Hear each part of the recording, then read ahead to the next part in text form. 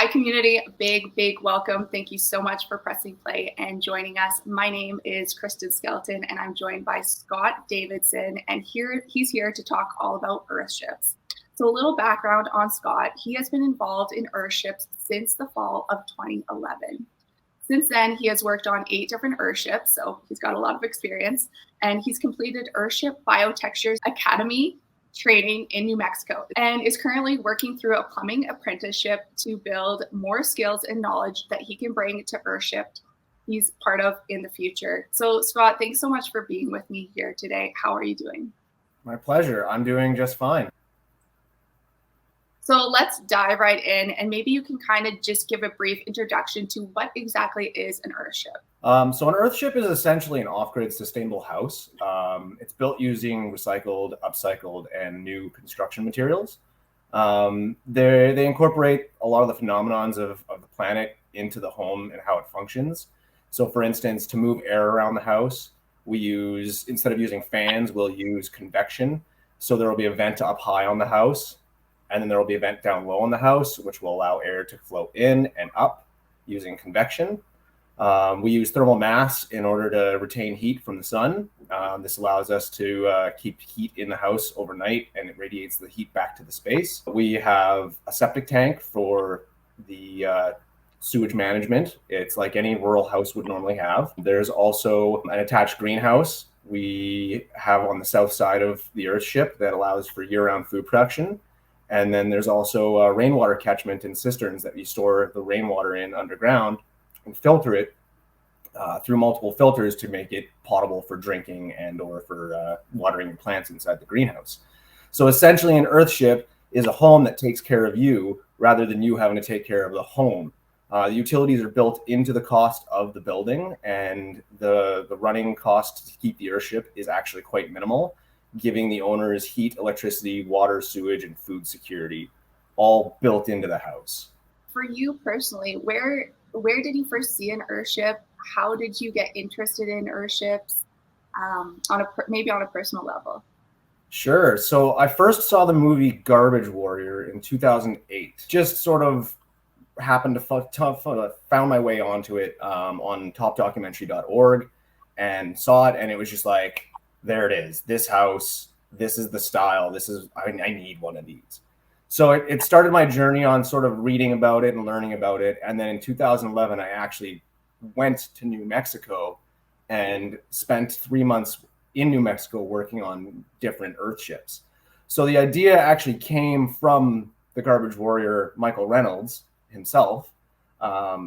He's basically an architect in Taos, New Mexico. And he thought this stuff up back in the 70s, right out of architect school. And he's slowly been evolving it ever since then. And I've worked alongside the gentleman, Mike Reynolds, in 2014 when I worked on the Alberta Earthship, the Kinney Earthship, which is about 2 hours south of Calgary here in Alberta. Very cool.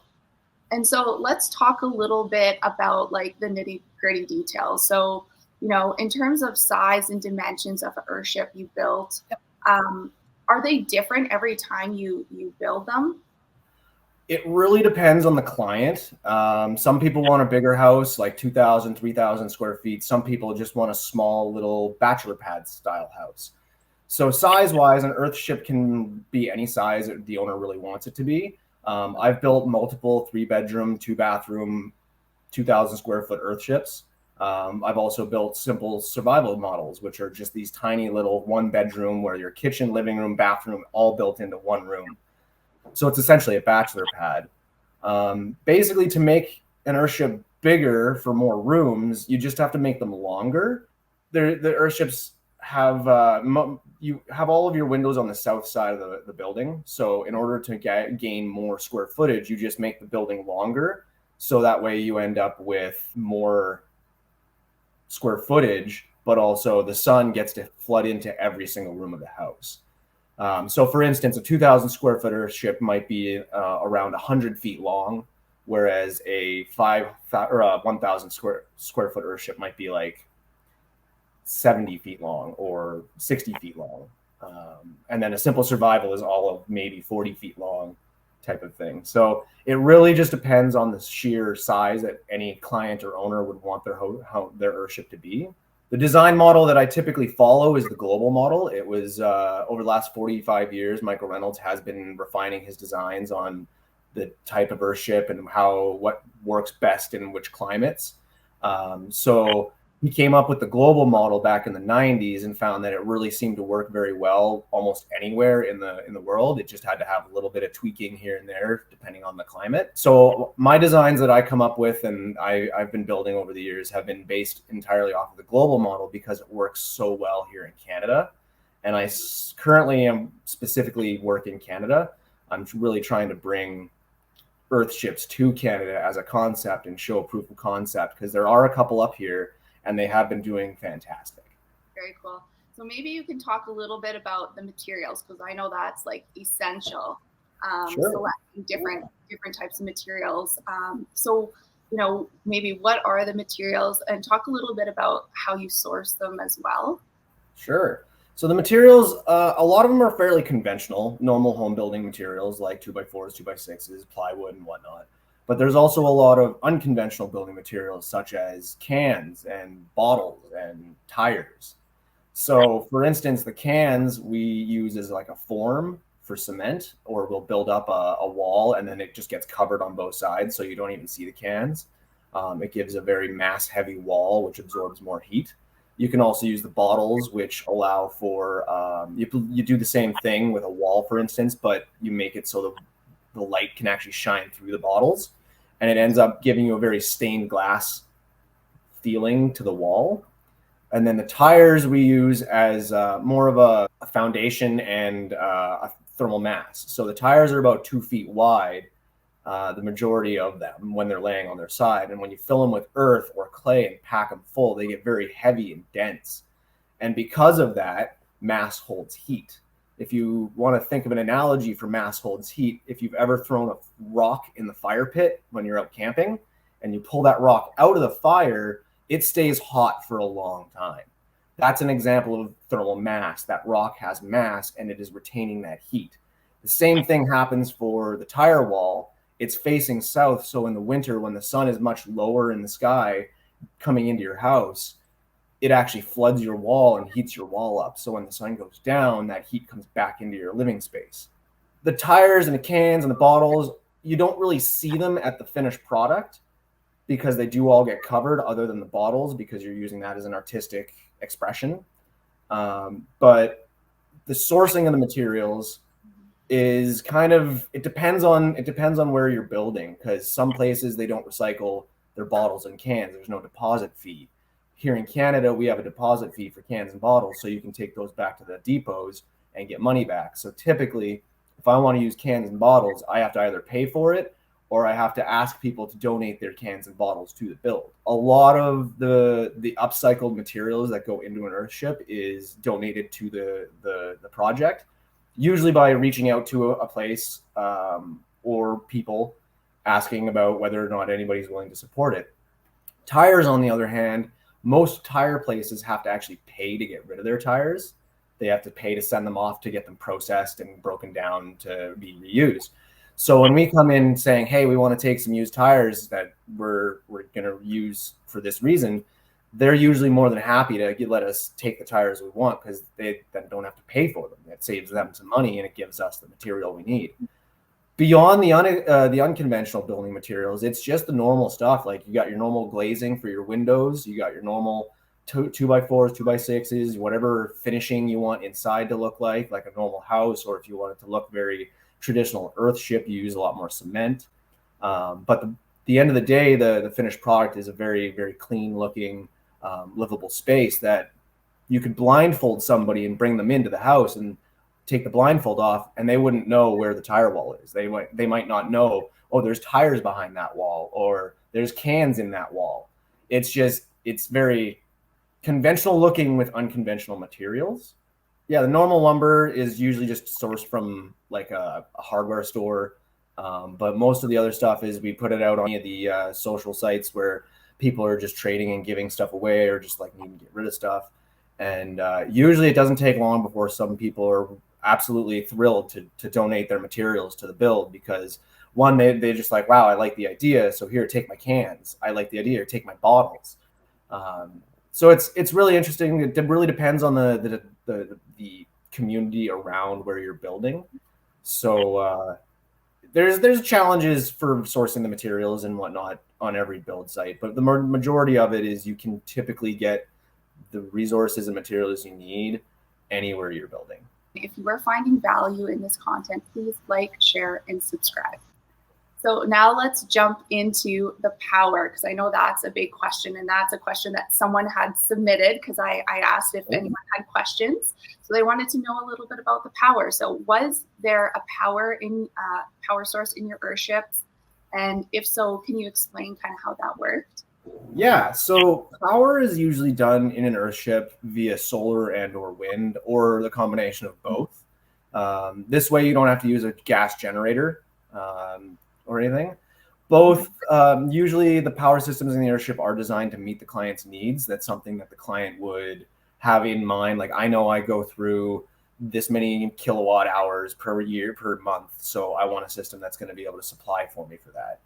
So you design the power systems for the client before you start the build, because once you start the build, if you have all of the power systems, all your solar systems and your battery all there on site, you can actually use those power systems to run all of your power tools, your table saws, cement mixers, chop saws, recharge your batteries, all while not having a power pole on the site. Say you've got a piece of property somebody buys and they want to build an Earthship, you just get all of your power equipment sent there and set up before the build starts. And then they don't have to pay thousands and thousands and thousands of dollars just to get a power station put in for the build. And then once the build is done, you just slap that power system, the solar system that you purchased for it, onto the house, and then it just keeps running entirely. So there's usually a power system or power station on site for most Earthship builds, because at least on the professional end, because the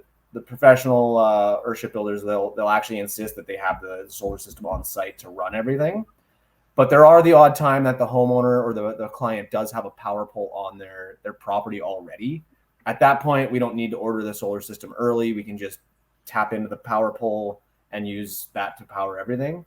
But the bottom line is, at the end of the day, the Earthship is usually powered entirely off of solar and wind. There can be a generator as a backup in case, say, you've got no wind and it's been 2 weeks of cloudiness and you're just not getting the power you want, so you can kick on a generator. But the Kinney Earthship, the only time they ever had an issue since 2014 with power has been in a period of like a week of no sun, and it was like in the middle of winter. So they wanted to have a little extra power, so they actually had a power pole installed so they can switch from one to the other depending on their need. And they found it's usually around Christmas time, because there's so many people at the house and so many electronics being run, that that's when they switch to the power pole. And then when everybody leaves, they switch back to the solar system. So some people could depend. It could depend on which way you want to go about setting up the power system. You could have both. You could have just the solar and wind. But the bottom line is you set it up so you have all of your power systems coming from the sun if you can. And so, kind of roughly, if someone wanted to go into a project like this, what would it cost to build an Earthship? So that's kind of a tricky question. So the cost of an Earthship is entirely dependent on which direction somebody wants to take with it. If you want to hire a professional, like the professionals like Earthship Biotecture are obviously going to be the most expensive, because they're the ones who originated the idea and it's their concept.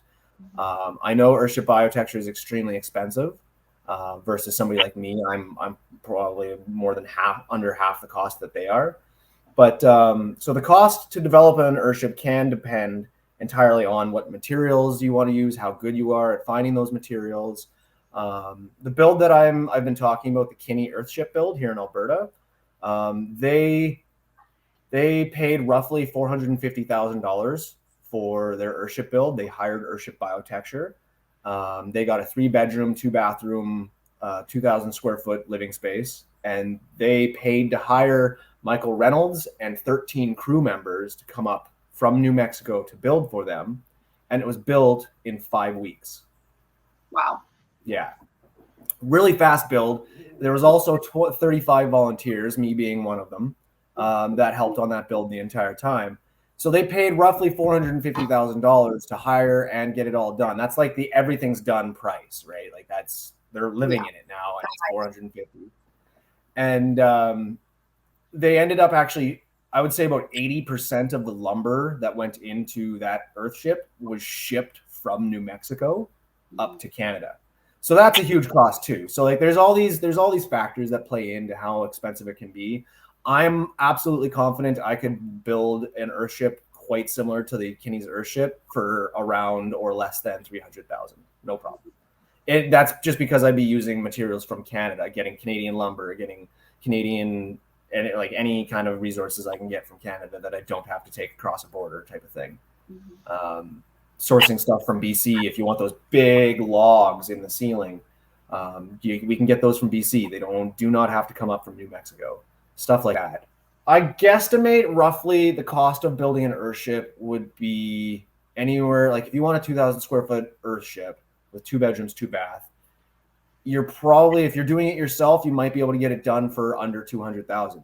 If you're hiring somebody, you could probably get it for around 300,000. If you want to hire Earthship Biotecture, who are going to come out and just stamp it off, 450 or more. It really depends on the size you want to go, how many bedrooms, what features you want in the Earthship, and what finishings you want.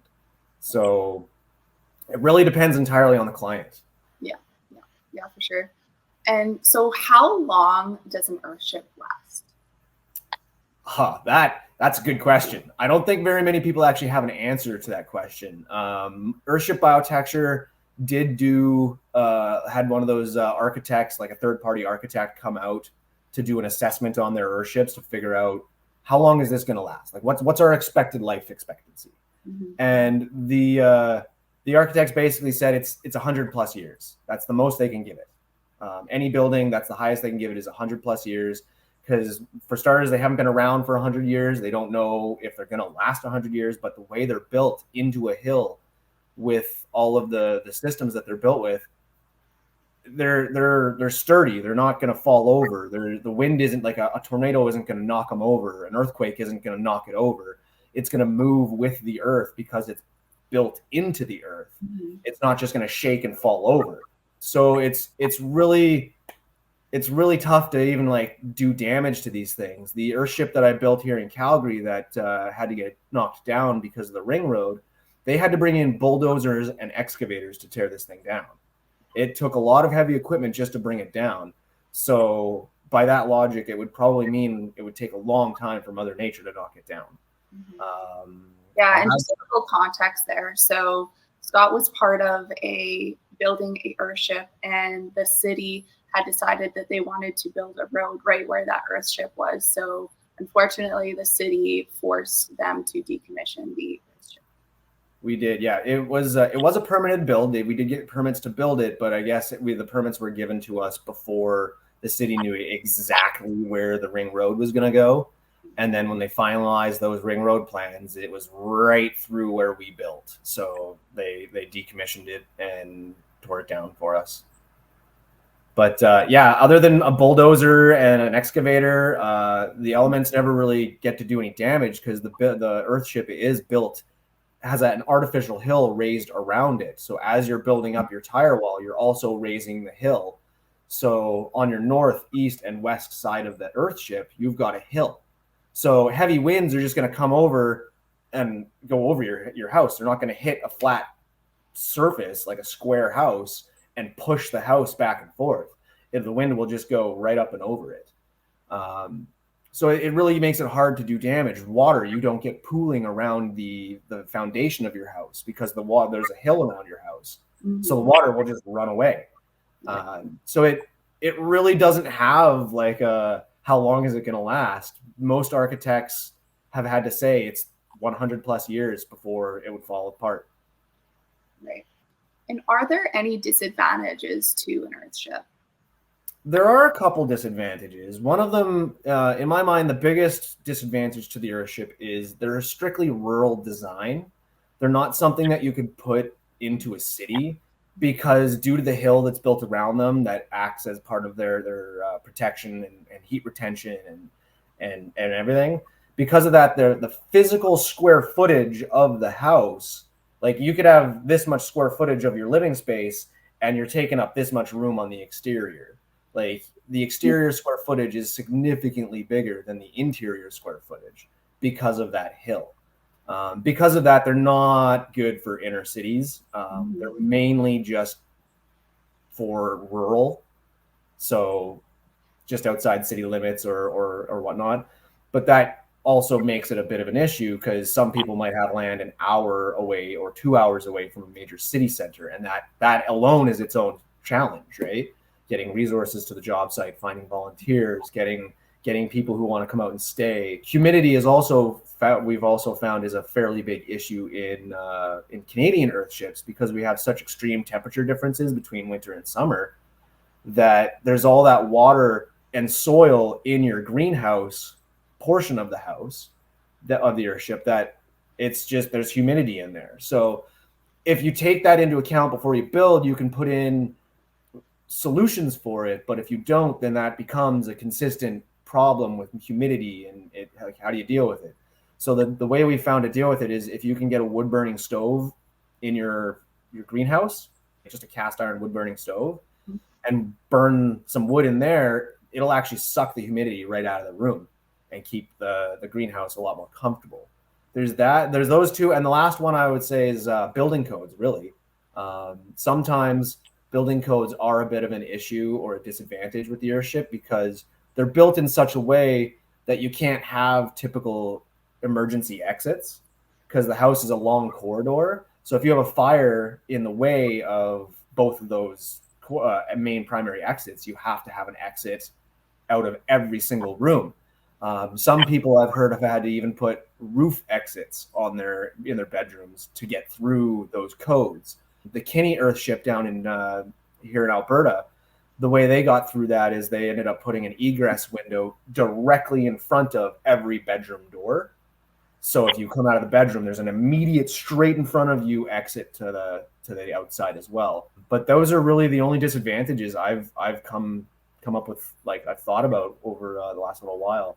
That the biggest, honestly, in my mind, is that they're so rural that you can't put them in the city. They're hard to get that exposure. But other than that, they don't really have many major disadvantages when it comes to like a living situation. It's more just the scenarios of getting to it. Yeah, for sure. And I think you answered my next question because it was, can Earthships withstand tornadoes and extreme weather? And you kind of answered that above. So basically, you're saying yes, they can. To some degree, yeah. For the most part, Earthship Architecture has done studies on this as well because they have built a couple down in Tornado Alley.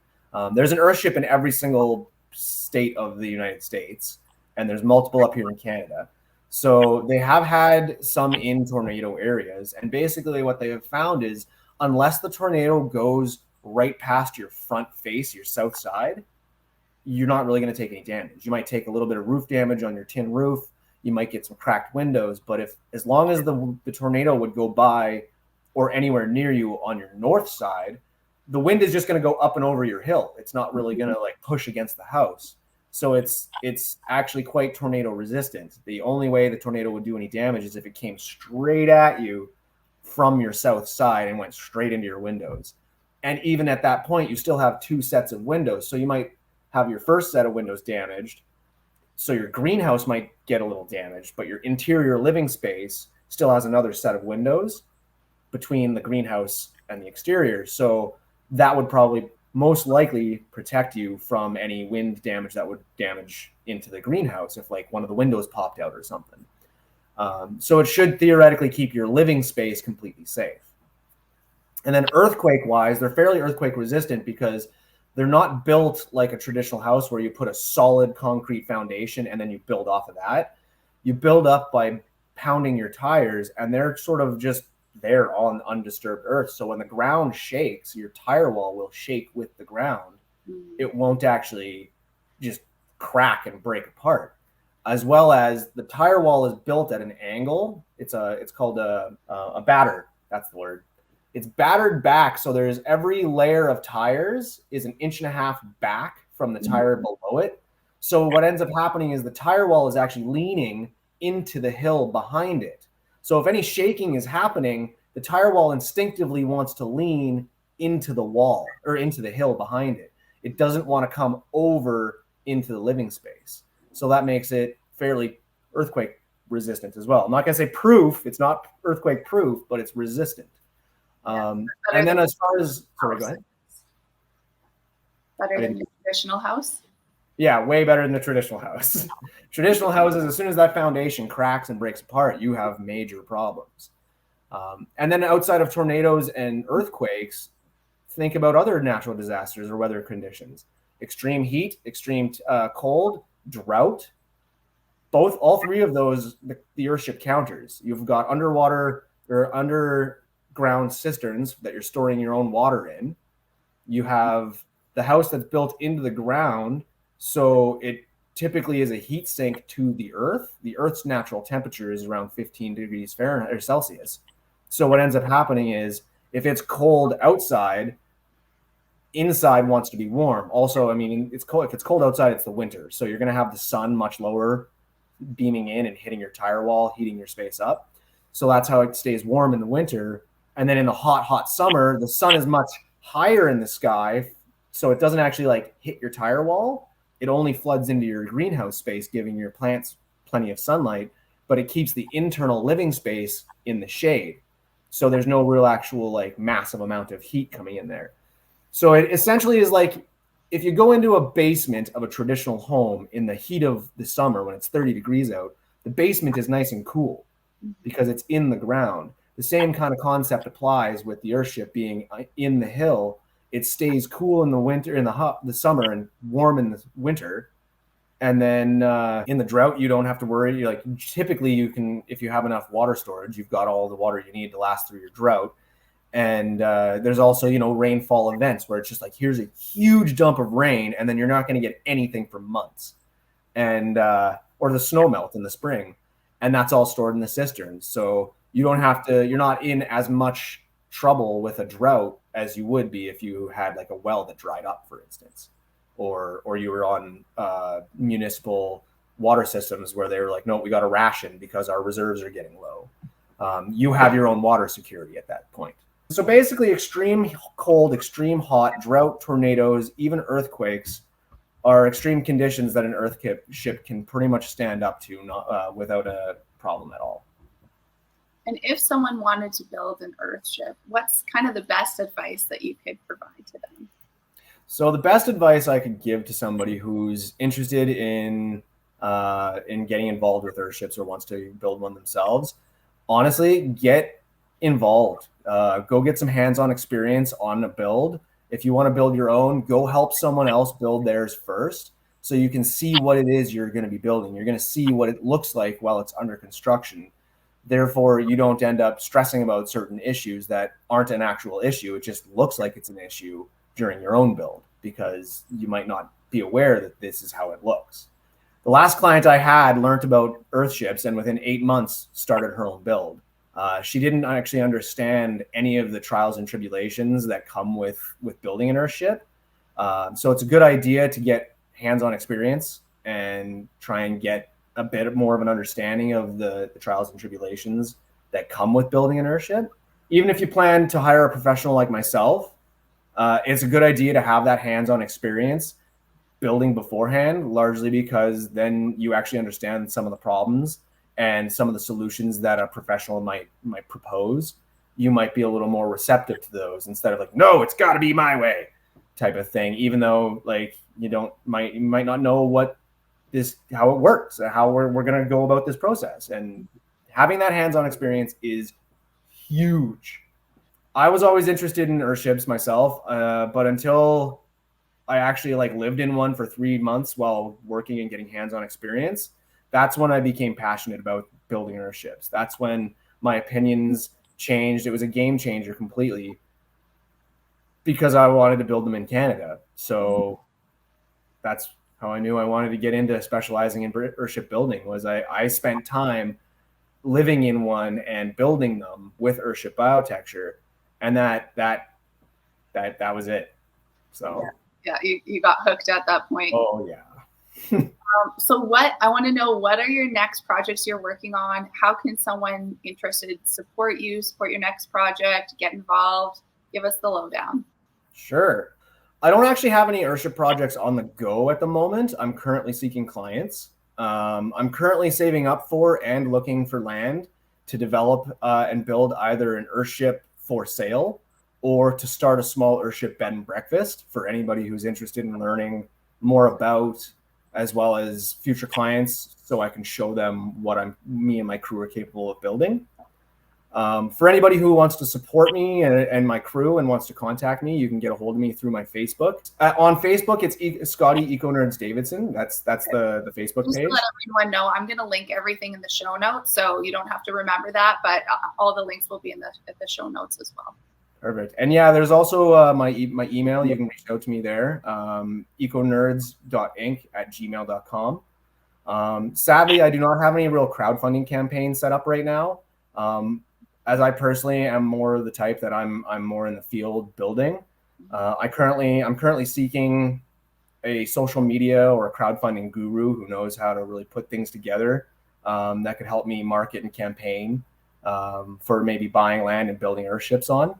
I'm aware at this point that I can't do everything myself, and I am seeking more people who want to get involved and might want to see some of the vision that I have come to fruition. Because really, I'm at the point right now where I've had it in my mind for a while now, for years, that ever since 2013, when I went to New Mexico and took the academy, I became aware that 1/3 of every academy session in Taos, New Mexico is Canadians. So there is a huge amount of interest from Canadians in these buildings.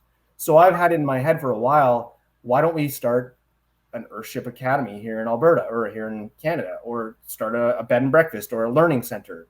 So it's one of those, like, that's my vision right now, is to try and build a learning center / bed and breakfast where anybody in Canada who wants to learn more about Earthships does not have to cross the US border to go learn about them. They can come a province or two over and learn what they want to learn, get their hands-on experience, and maybe figure out whether or not that's what they want to do.